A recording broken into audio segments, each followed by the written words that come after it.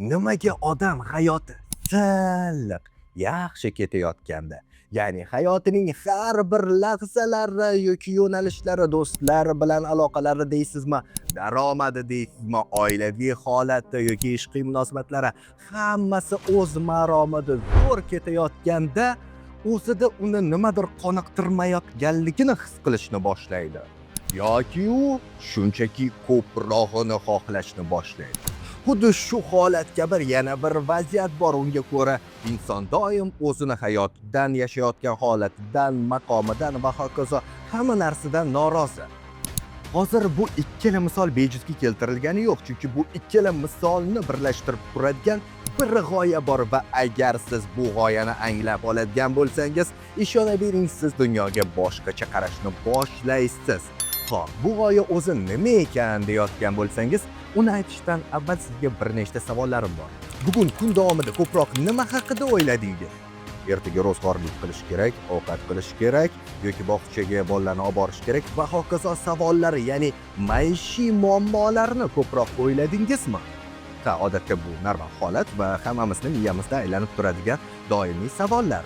Lekin xuddi shu savollar kabi doimiy miyamizda aylanmaydigan bir savol bor. Uni hozir sizga bermoqchiman. Siz oxirgi marotaba qachon o'zingizga "Men o'zim nimaga yashayapman?" deb savol berdingiz? Agar bu savolni o'zingizga haqiqatdan ham jiddiy beradigan bo'lsangiz, uni javobini topishga qiynalishingiz ham mumkin.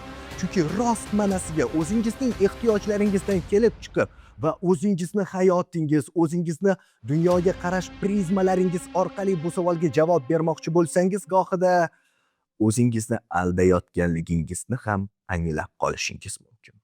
Xo'sh, bu savollarning javobi va yuqoridagi ikkita holatning tushuntirishlari o'zaro qanday g'oyada bog'langan? Bularning barini hozirgi videorolikda ko'rib bilib olamiz. Boshladik. 1943-yil Amerika. Katta bir akademik jurnal chiqadi. O'sha jurnalda murakkab ilmiy matnlar orasida oddiy bir rasm bor. 3 burchak 5 qismga bo'lingan. O'sha rasmni hech kim e'tibor bermay o'tib ketaveradi, lekin keyingi 10 yilliklarda u dunyo tarixidagi eng mashhur psixologik sxemaga aylanadi.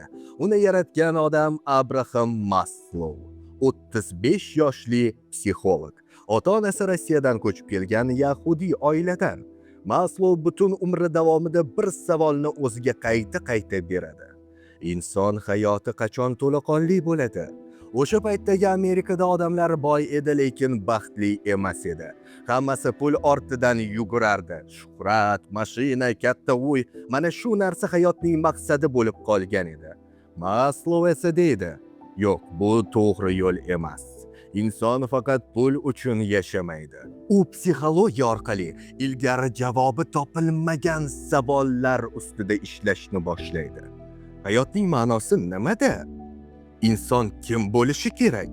Va u o'z javobini bu piramida orqali ko'rsatadi. Do'stlar, e'tibor bering. Bu shunchaki ilmiy nazariya emas. Bu sizning va mening hayotimiz haqida. Ochig'ini aytaman, bu videorolikning g'oyasi menga o'z-o'zidan kelgani yo'q. Bunga ikkita tasodifiy holat sababchi bo'ldi. Birinchisi, yosh katta bir inson bilan suhbatlashib qolganimda aynan Amerikada biznes kapitalizm davrida qanday rivojlanganligi va u yerda brendlar shakllanishi qanday yuz berganligi haqida suhbatlashib qoldik.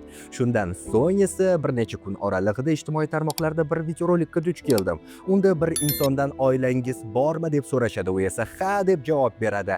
Keyin esa undan nega deb so'rashadi. Shu payt u bo'ldi, jim bo'lib o'ylanib qoladi. Есть семья, да? Конечно. А зачем? Ну как? Зачем? Ну, это же...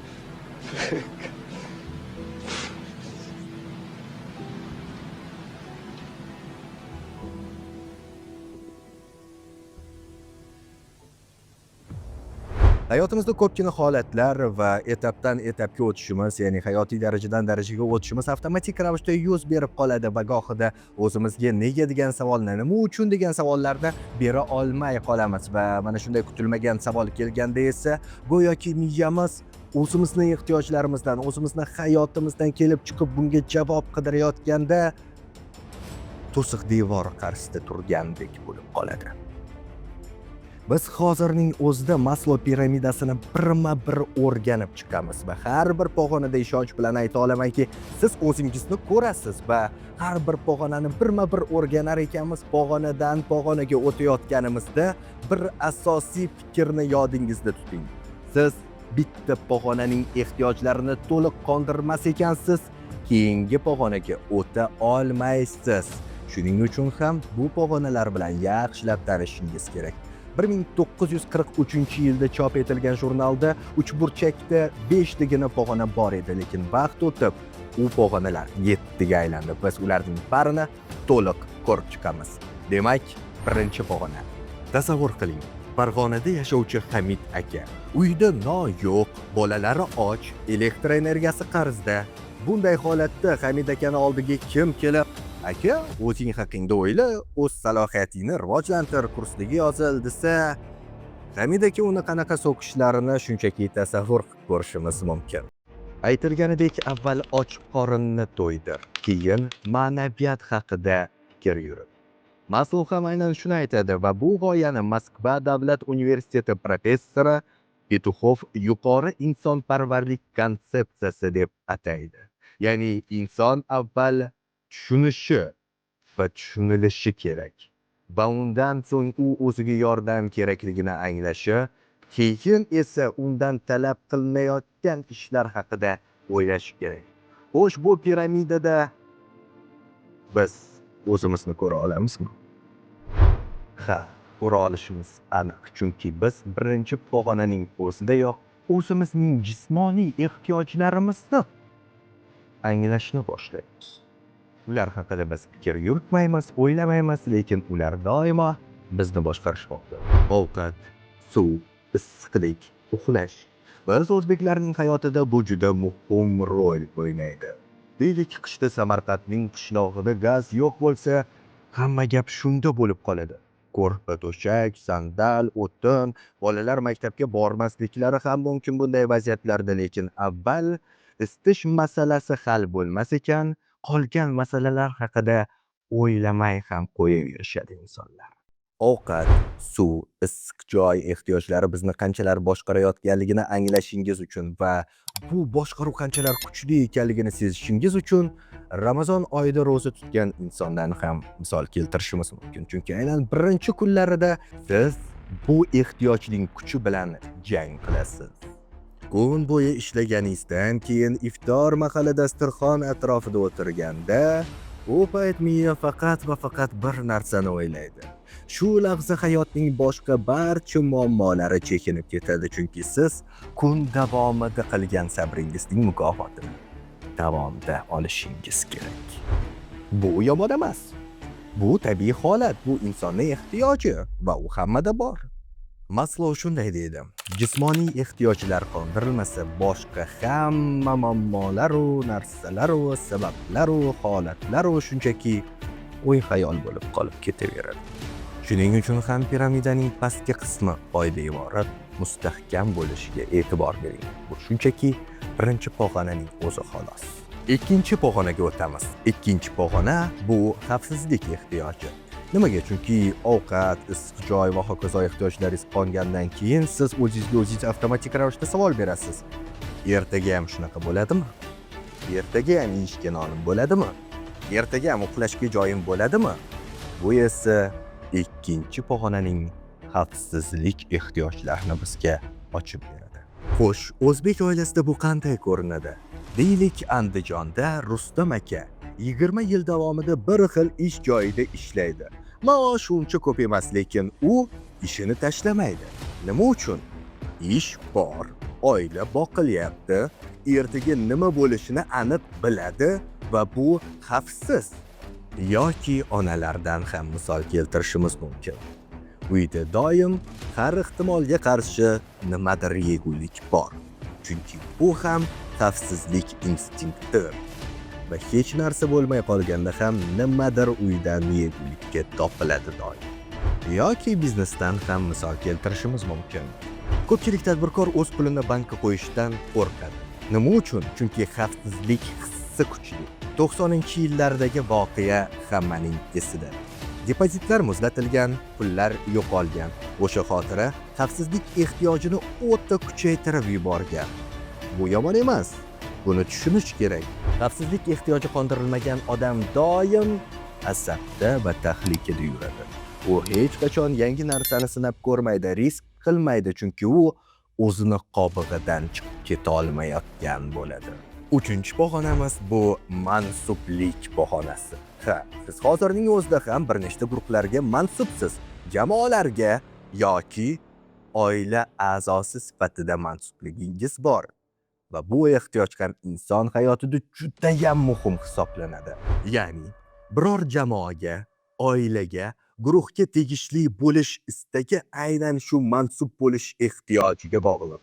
Bizning madaniyatimizda bu juda kuchli. O'zbek bolasi uydan chiqib ketsa, mahalla so'raydi, yot shaharga borib ishlab yursa, qaysi qishloqdansan yoki shahardansan deb so'rashadi. Diaspora, vatandoshlar uyushmasi, mahalla gaplari va hokazolarning bari mana shu ehtiyojga bog'liq. Xo'sh, nima uchun shunday? Chunki mansub bo'lish bu bizning ruhimizning oziq-ovqati. Yoki tasavvur qiling, Toshkentga yangi kelgan yigit, tanishi yo'q, do'sti yo'q, ishi bor, puli bor, lekin u baribir tushkun. Nima uchun? Chunki hech kimga tegishli emas, bu ehtiyoj qondirilmagan. Shuning uchun o'zbeklarda mehmon xudoning mehmoni degan gap bor. Birovning o'z dasturxoniga taklif qilinishi bu unga aytish demakdir. Sen biznikisan, sen yolg'iz emassan deya. To'rtinchi pog'onaga o'tamiz va ko'plab konfliktlarning va muammolarning sababchisi bo'lgan ehtiyojlarga yuzlanar ekanmiz. Bu birinchi navbatda o'zini hurmat qilish, keyin esa boshqalarning hurmatini qozonish ehtiyojidir.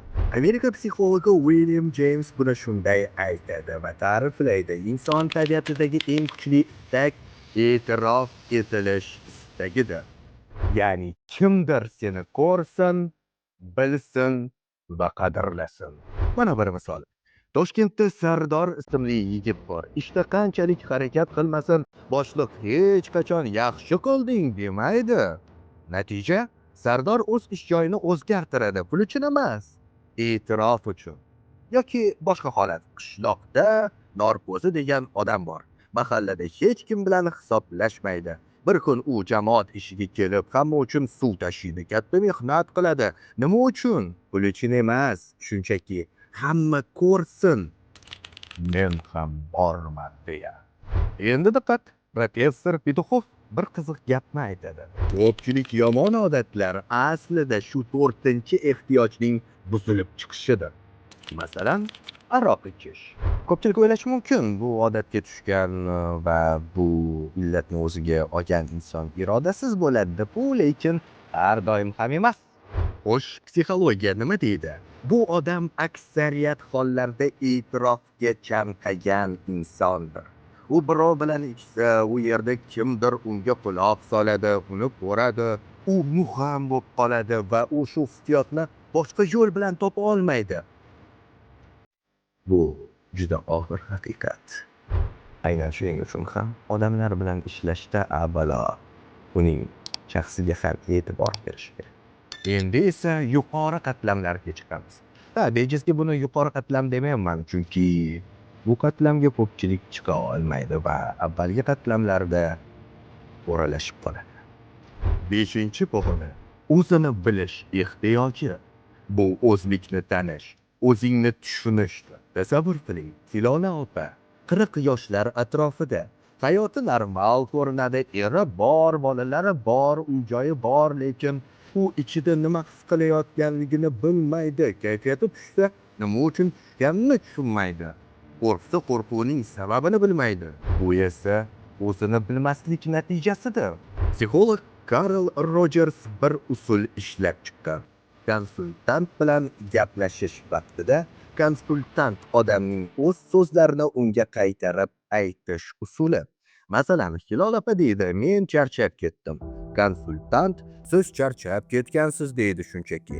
Hilol opa davom etadi, gaplar ochiladi va bir paytda Hilol opa o'zi ham bilmagan bir haqiqatni aytib qo'yadi. Bu ko'zgu effekti deyiladi. boshqa odam sizning ko'zguyingiz, u orqali o'zingizni ko'rasiz. Bu misolimizda konsultant sifatida suhbatdosh keltirilayotganligini ko'rishimiz mumkin va aynan suhbatdoshingiz bilan siz gaplashayotganingizda uni oyna neyronlaringiz orqali qaytaradigan bo'lsangiz, u va siz o'rtangizdagi munosabatlar chuqurroq va yaqinroq bo'ladi. Ya'ni oyna neyronlari o'zi nima? Har bir insonda bor va u neyronlarga ko'ra siz boshqa bir insonning kayfiyatini o'zingizga olishingiz mumkin.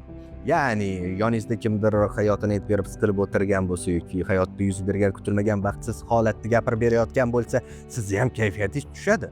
Nimaga sizni kayfiyatingiz tushadi? U insonni hayoti bilan sizni hayotingiz o'rtasidagi bog'liqlik joyi bo'lmasa, uni hayotidagi siqilishlar sizni hayotingizga hech qanaqa ta'sir qilmasa ham baribir ham siz siqilib qolasiz. Nimaga? Chunki sizda va unda oyna neyronlari bor va siz bu neyronlar orqali uni emotsional holatini o'zingiz bo'lmagan holda o'zingizga ko'chirib qo'yishingiz mumkin. Yaxshi xabar ham bor. Siz ham o'zingizni emotsional holatingizni boshqalarga ko'rsatib, tinglarishingiz mumkin. Bu esa notiqlik mahorati deyiladi. Albatta bu haqida keyingi videolarda batafsil gaplashamiz.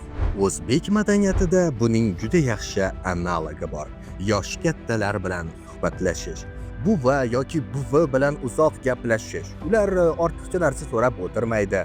Ular shunchaki quloq soladi va siz o'z so'zingizni eshitib, o'zingizning hislaringizni o'zingiz gapirayotganligingizni eshitib, his qilib, o'zingizni bilib olasiz.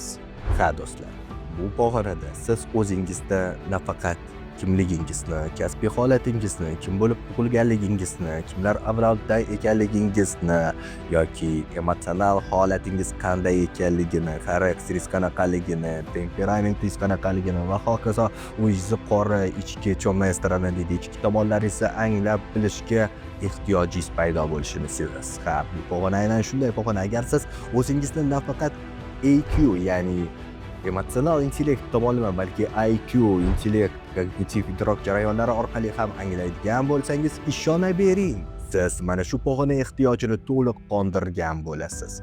Ana endi esa biz 7-ehtiyojimizga yuzlanamiz. 7-pog'ona o'z-o'zini ro'yobga chiqarish. Xo'sh, Maslow buni qanday ta'riflagan? O'z salohiyatiga ko'ra yashash, o'zingga aylana olish. Bu eng yuqori pog'ona va eng qiyin anglanadigan pog'onadir. Men sizga oddiy tilda misol keltiradigan bo'lsam, ko'pchiligimiz hayotni boshqalar kutganidek yashab o'tamiz. Ota-onamiz kutganidek, mahallamiz kutganidek yoki jamiyat bizdan kutganidek.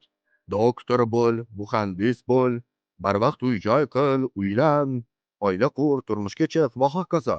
Bularning barchasi yomon emas, lekin savol shunda, siz o'zingiz kim bo'lmoqchisiz? Mana bir misol. Akmal doktor bo'ldi, chunki otasi shuni xohlagan. 15 yil ishladi, puli bor, obro'si bor, lekin har kuni ertalab uyg'onganda ichida bo'shlikni his qiladi. Chunki u aslida rassomlikni sevgan, ranglar bilan ishlashni istagan, lekin hech qachon ruxsat bunga ola olmagan va keyinchalik o'ziga ham ruxsat bermagan. Bu o'z-o'zini ro'yobga chiqarmaslikdir. Maslow yana bir qiziq narsani aytadi. Bu pog'ona muvozanatni buzish ehtiyojidir. Ya'ni o'sish uchun qulay joyingdan chiqishing kerak. Xavf olishing kerak. Yangi yo'l sinab ko'rishing kerak. O'zbekcha aytadigan bo'lsak, qo'rqmay qadam bosmagan manziliga yetmaydi. Endi esa men sizga Maslow'ning eng muhim fikrlaridan birini aytaman. Maslow ikki turdagi insonlar haqida juda radikal fikr yuritgan va ularni xushlamagan. Bular: birinchisi, faqat oddiy narsalardan boshqa hech narsani bilmaydigan odam. Pul, mashina, uy, shundan tashqari hech narsa yo'q deb biladi u. O'zbek hayotida bu holat ham ko'rinib turadi. Deylik, Qodir aka 20 yil mehnat qildi, katta uy qurdi, mashina oldi, yana kattaroq uy oldi, yana yaxshiroq mashina oldi. Farzandlari ulg'aydi, chet elga ketdi, u esa yolg'iz qoldi. Katta uyi va bo'sh yuragi. Bunday vaziyatda piramidaning yuqori qismi unutilib, pastki pog'ona juda ham kengayib ketganligini ko'rishimiz mumkin. Va aynan shunday pastki birlamchi ehtiyojlarning o'zida o'ralashib qolganligi uchun yuqori pog'ona shunchaki qurib qoladi. Ikkinchi tur insonlar faqat ma'naviyat, faqat ruh, faqat g'oyadan boshqa hech narsani ko'rmaydigan odamlar. Pul kerak emas, moddiy narsa shart emas, ruhiyat muhim deydi, lekin ijara to'lamaydi, oilasini boqmaydi, salomatligini yomonlashtirib boraveradi. Bu ham yaxshi emas.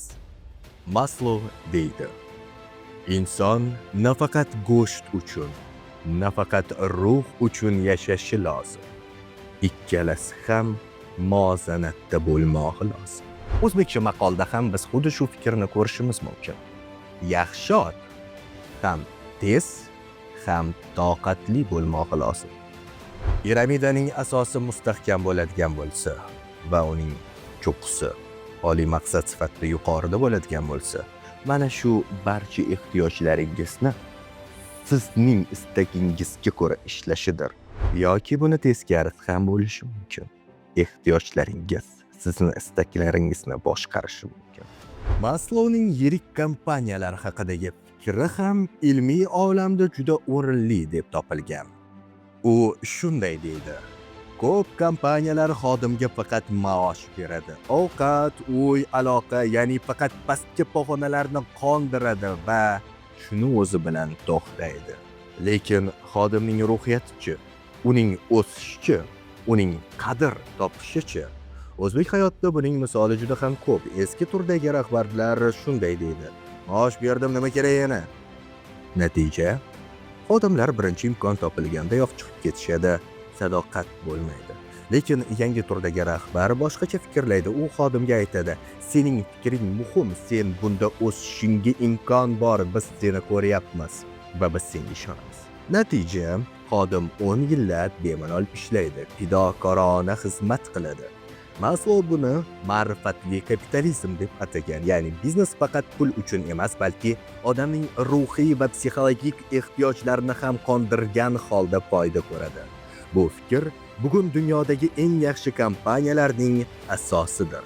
Barcha pog'onalar bilan birma-bir tanishgan ekanmiz. Menimcha har bir pog'onada siz o'zingizni ko'ra oldingiz va ba'zi bir hollarda pog'ona ehtiyojini to'liq qondirmaganligingiz uchun ham ortga qaytishingizga to'g'ri kelganligini ham anglagandirsiz. Chunki gohida inson istaklari oldinga chiqib ketadi. U pog'onalardan sakrab faqatgina uchta keyingisi yoki eng yuqoridagisiga qarab intiladi, lekin agar galma-gal bu pog'onalar ehtiyoji qondirilmaydigan bo'lsa, maqsad marrasiga yetib qolganida ortga qaytishi va boshdan boshlashga to'g'ri kelib qolishi. Ana endi esa diqqatliroq bo'ling, chunki aynan hozir biz siz haqingizda gaplashamiz. Buning uchun esa sizga birgina savolni beraman. Hozirgi hayotingizda, ya'ni hozirning o'zida siz nima haqida ko'proq o'ylayapsiz? Nima sizni eng ko'p o'ylantirayotgan omilga aylangan? Agar javobingiz pul, non, ijara bo'lsa, siz birinchi yoki ikkinchi pog'onada turibsiz. Bu yaxshi emas, lekin bu yomon ham emas. Bu hozirgi holatingiz va bu o'zgarishi mumkin bo'lgan vaziyatdir. Agar javobingiz yolg'izman, hech kim tushunmaydi bo'lsa, uchinchi pog'onadasiz. Mansub bo'lish ehtiyoji. Agar javob hech kim meni qadrlamaydi, e'tibor bermaydi bo'lsa, to'rtinchi pog'onadasiz. E'tirof ehtiyoji. Agar javob o'zim kim ekanligimni bilmayapman bo'lsa, beshinchi pog'onadasiz. O'zini bilish pog'onasi. Agar javobingiz hayotim muvozanatsiz ekanligini his qilyapman bo'lsa, demak siz oltinchi pog'onadasiz. Va agar savol men o'z salohiyatimga ko'ra yashamayman va buni his qilaman bo'lsa, siz 7-chi pog'onaning eshigini qoqyapsiz. Bu piramidaning qiymati ham shunda. Bu piramida siz qayerda ekanligingizni, nimalarga ehtiyojingiz borligini va nimalarni hali to'liq qilmaganligingizni hamda nimaga qarab harakat qilishingiz kerakligini aniq ko'rsatib beradi. Maslow piramidasi bu shunchaki ilmiy nazariya emas, bu hayot haqidagi amaliy qo'llanma. Biz o'zbeklar tabiatan insonparvar xalqmiz. Mehmon kutamiz, qo'ni-qo'shni bilan yashaymiz, oilani e'zozlaymiz, kattani hurmat qilamiz. Bu piramidaning o'rta qismini biz instinktiv yaxshi bajaramiz, lekin ko'pincha ikki tomonda qolamiz.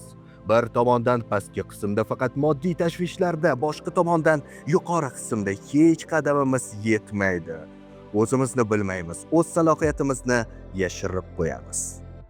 Shuning uchun bu piramidadan foydalaning. O'zingizga savol bering, men asta-sekin yuqoriga ko'tarishni boshlayapmanmi yoki yo'q deya. Chunki hayot bu faqat non emas, lekin non bo'lmasa hayot ham yo'q. Poydevor bo'lsin va cho'q ham bo'lsin.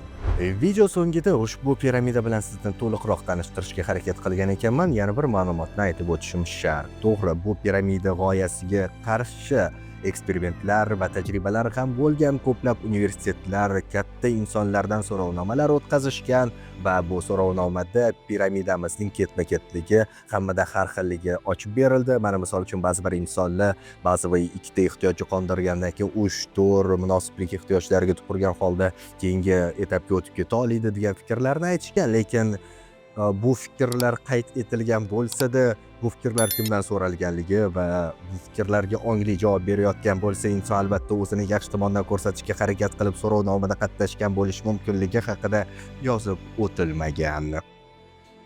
Yoki o'sha so'rovnoma qaysi jamiyatda o'tkazilganligi va o'sha o'tkazilgan paytdagi jamiyatning holati haqidagi ma'lumotlar ham yo'q.